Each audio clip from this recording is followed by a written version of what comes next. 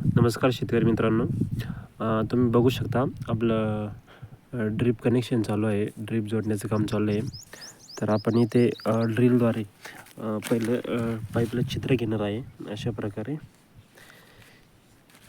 छिद्र घेतल्यानंतर हे जे रबर आहे ते आपल्याला या साईडने लावायचं आहे खाली, आणि ही साईड वरून आली पाहिजे, त्या प्रकारे आपल्याला लावायचं आहे.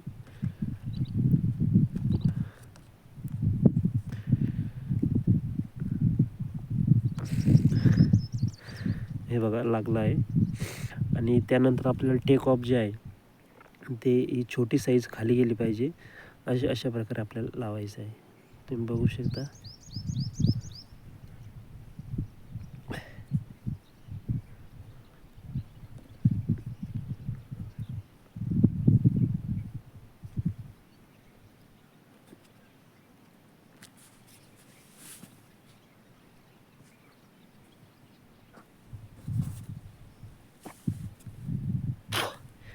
हे बघा अशा प्रकारे फिट झालं आहे. त्यानंतर आपल्याला वरती 1 ते 1.5 फुटाची आपण ड्रिपची नळी लावणार आहे, आणि पाईप जो आहे ना तो खाली जमिनीमध्ये पुरून देणार आहे, जेणेकरून याच्यामध्ये आपण मशागत करू शकतो. तर अशा प्रकारे आपण प्रत्येक 4 फुटावरती ड्रिपद्वारे छिद्र घेऊन त्यामध्ये ड्रिपची नळी लावणार आहे.